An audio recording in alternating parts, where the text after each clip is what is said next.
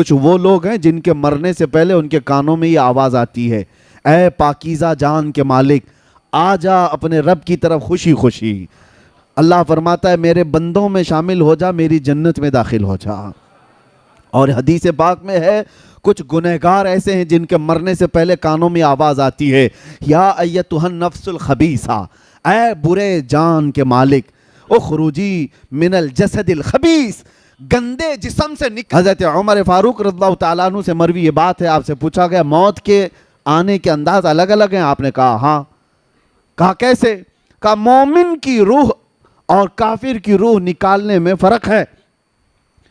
ایک کافر کی اور ایک بدبخت کی، گنہگار کی روح ایسے نکالی جاتی ہے جیسے کانٹوں کی جھاڑی پر ریشم کا کپڑا ڈال کر کھینچو، ریشم کا کپڑا، سلک کا کپڑا ڈال کر کانٹوں کی جھاڑی پر جب کپڑا کھینچیں گے تو اس کے تار کس طرح نکلتے چلے جائیں گے۔ روح نکلنے کے وقت اس کو ایسا لگے گا ناخن سے اس کی روح نکالی جا رہی ہوگی، شدت کا درد ہوگا۔ اور پھر آپ سے پوچھا گیا مومن کی روح کیسے نکالی جاتی ہے؟ کہا ایسے جیسے میدے کے گندھے ہوئے آٹے میں بال پھنساؤ تو نکال لیا جاتا ہے۔ ایک بال گندھے ہوئے آٹے میں پھنسا ہو تو اس کو نکالنے میں کیا محسوس ہو، نہ بال کو پتہ چلے نہ آٹے کو پتہ چلے۔ تو آپ کے ہاتھ میں ہے کس طرح دنیا سے جانا چاہتے ہو۔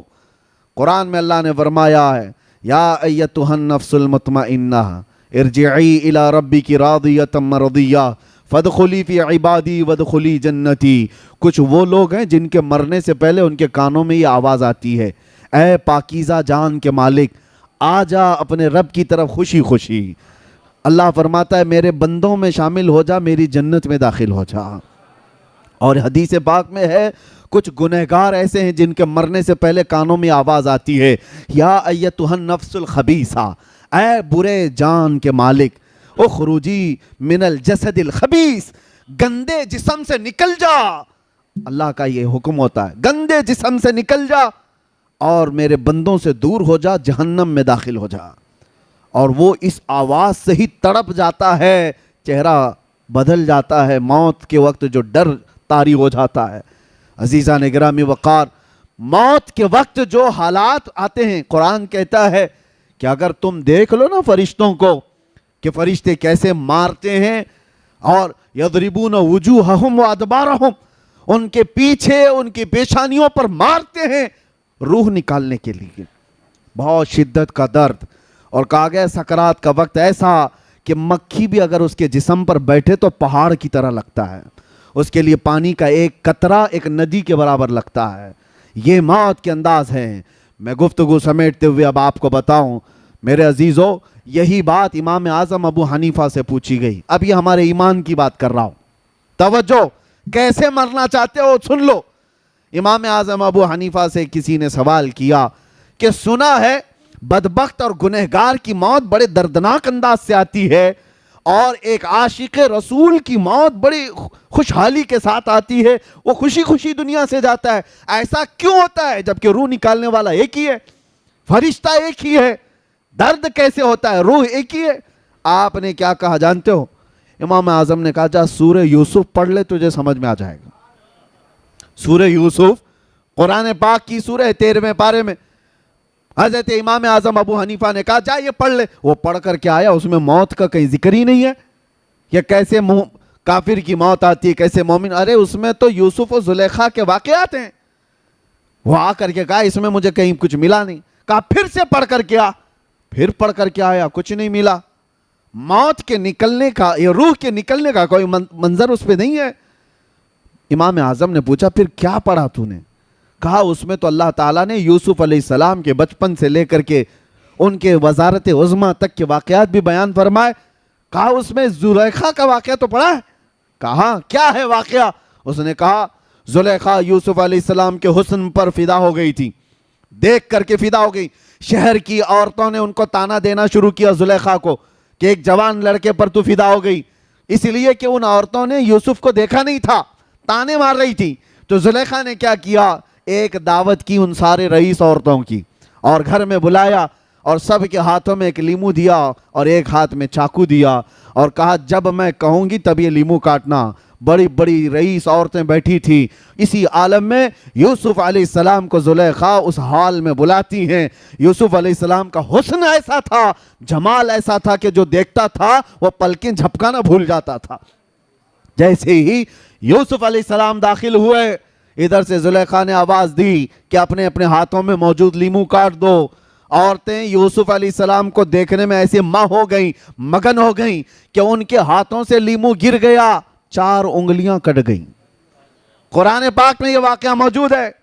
قطعنا ایدیہن, اللہ فرماتا ہے انہوں نے اپنے ہاتھوں کی انگلیاں ہی کاٹ لی. ارے عورت ذات ہے, تھوڑا سا کھروچ آ جائے تو واویلا کرتی ہے, 4 انگلیاں کٹ جائیں پتہ نہیں چلا. ہاں, ایک کیفیت انسان پر آتی ہے جب وہ محویت کی کیفیت ہے, یعنی کسی میں گم ہو جاتا ہے تو کٹنے کا درد نہیں ہوتا, پتہ نہیں چلتا. تو اس نے شخص نے امام اعظم سے یہ کہا, یہ واقعہ تو میں نے قرآن میں پڑھا ہے لیکن اس کا موت سے کیا لینا دینا؟ امام اعظم نے کہا اسی سے تو لینا دینا ہے. بات در حقیقت یہ ہے, ایک مومن صالح, ایک عاشق رسول جب دنیا سے جا رہا ہوتا ہے, روح نکالنے کا درد بہت ہوتا ہے, بہت تکلیف تو ہوتی ہے, لیکن ملک الموت ادھر سے آتے ہیں, تاجدار مدینہ ادھر سے آتے ہیں. ادھر سے یہ روح نکال رہے ہوتے ہیں, ادھر وہ جمال مصطفیٰ دیکھ رہا ہوتا ہے, وہ حسین چہرہ دیکھ رہا ہوتا ہے. ارے عورتوں کو یوسف کا حسن دیکھتے دیکھتے انگلیاں کٹنے کا درد نہیں ہوا, مومن صالح کو جمال مصطفیٰ دیکھ کر روح نکلنے کا بھی احساس نہیں ہوگا, پتہ ہی نہیں چلے گا کہ روح کب نکلی. اسی کو تو اعلیٰ حضرت نے فرمایا تھا, حسن یوسف پہ کٹی مصر میں انگشت زنا. ہاں میرے عزیزو, یہ اعلیٰ حضرت کا کمال تو دیکھو, 5 چیزیں اس شعر میں فرمایا آپ نے. حسن یوسف پہ کٹی مصر میں انگشت زنا, سر کٹاتے ہیں تیرے نام پہ مردان عرب. کیا کیا اعلیٰ حضرت فرماتے ہیں, حسن یوسف پہ, حسن پہ کٹی, حسن یوسف پہ کٹی, کاٹا نہیں ہے انہوں نے, وہ کٹ گئی ہیں اور بے خودی میں کٹی ہیں, جان بوجھ کے نہیں کاٹا, کٹی مصر میں, عرب میں نہیں, مصر کی عورتیں ہیں. انگشت یعنی انگلیاں, اور زنا عورتیں, اور اس کے بدلے میں دوسرا مصرع دیکھو کمال کا. اعلیٰ حضرت کہتے ہیں وہاں انگلیاں کٹی تھیں اور یہاں سر ہیں عربوں کے, صحابہ کے, تابعین کے, اور وہاں حسن پہ کٹی تھی, یہاں تو صرف نام پہ کٹنے کو تیار ہے. اور وہ کٹ گئی تھی بے خودی میں, مگر رسول اللہ کے دیوانوں کا حال یہ ہے کہ کٹانا بھی چاہتے ہیں. ایسے نہیں کہ بے خودی میں کٹ گیا سر, نہیں, جان کر کے کہ یہ کہنے پر میرا سر کٹ سکتا ہے پھر بھی کٹانے کو تیار ہے.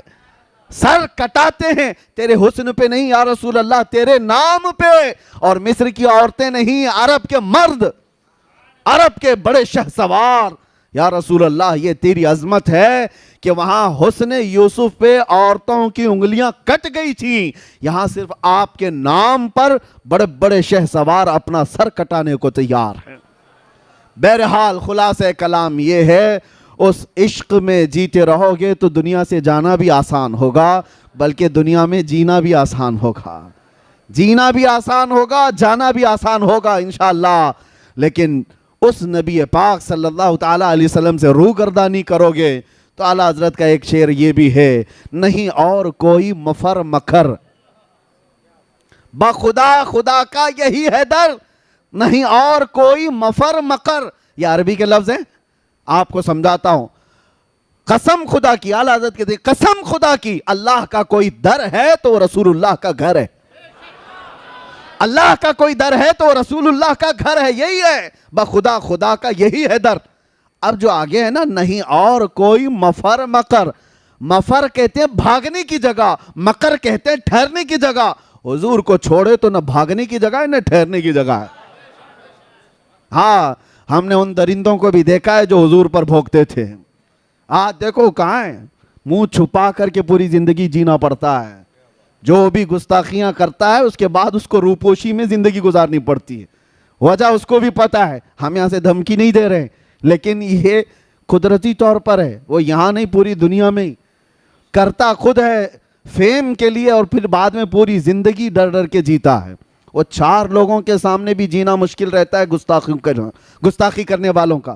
تو کیسی زندگی ہے, اور الحمدللہ جو محبت مصطفیٰ کی بات کرتے ہیں، ہم ہزاروں میں تنہا بھی گھوم سکتے ہیں، تنہا جا سکتے ہیں، گستاخی کرنے کے بعد بھاگنے کی بھی جگہ نہیں، ٹھہرنے کی بھی جگہ نہیں۔ ہاں آپ کو پتہ ہے آج سے 4 سال پہلے وہ پاکھنڈی جو بھوکتا تھا اس کے گوفے میں ایک 8 سال کا بچہ آ گیا تھا، نیوز آپ نے بھی سنا ہوگا، مسلمان بچہ تھا اور غلطی سے پانی لینے کے لیے چلا گیا تھا، نیوز والوں نے بھی بہت چلایا، لیکن اس کو اتنا بڑا کر دیا گیا، ارے مسلمان بچہ آ گیا 8 سال کا، پتہ نہیں کیا کرنے آیا تھا کیا نہیں کرنے آیا تھا، سارے اس کے اطراف۔ ارے بات در حقیقت اس بچے کی نہیں، تم نے جو گستاخی کی ہے اس کے بعد 8 سال کا بچہ بھی تمہارے لیے ملک الموت لگتا ہے۔ حالانکہ بچوں سے کیا ہو سکتا تھا، اس کو تو موت کا فرشتہ سمجھنے لگ گیا۔ یہ ڈر ہے، یہ خوف ہے حضور کو چھوڑنے کے بعد یا حضور پر بھونکنے کے بعد۔ اور وہ جو رافضی کتا تھا لکھنؤ کا، جس نے نام بھی بدلا تھا دین بھی بدلا تھا، ہاں دوسرے دھرم میں جا کر کے لوگوں کو پروموٹ کر رہا تھا کہ میں نے دھرم بھی بدل لیا نام بھی بدل لیا، کہاں ہے ڈھونڈ کے نکالو، آج کہیں ہے؟ 6 مہینے چاٹو گیری کرتے رہے، اس کے بعد وہاں سے بھی کک مار کے بھگا دیا گیا۔ دھوبی کا کتا، نہ گھر کا نہ گھاٹ کا۔ اعلیٰ حضرت فرماتے یا رسول اللہ جو تیرے در سے یار پھرتے ہیں در بدر یوں ہی خار پھرتے ہیں۔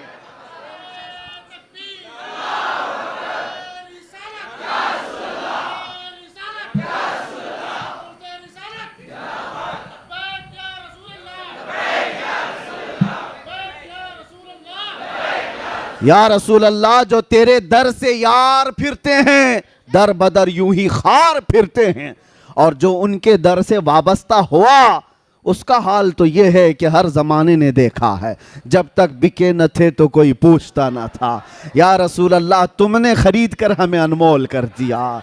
ارے بلال وہ حبشہ کے رہنے والے، کالا رنگ تھا اور کالے رنگ والوں کو لوگ غلام سمجھ کر کھینچتے تھے اور اپنی غلامی کرواتے بھی تھے، لیکن در مصطفیٰ سے وابستگی کے بعد بلال کا حال یہ ہے کہ ان کو اذان دینے کے لیے کعبے کے چھت پہ چڑھایا گیا اور یہ بتایا گیا محبت مصطفیٰ میں جس نے زخم کھایا ہے کعبہ بھی اس کے قدموں کے نیچے آیا ہے، یہ بتایا گیا ہے دنیا کو۔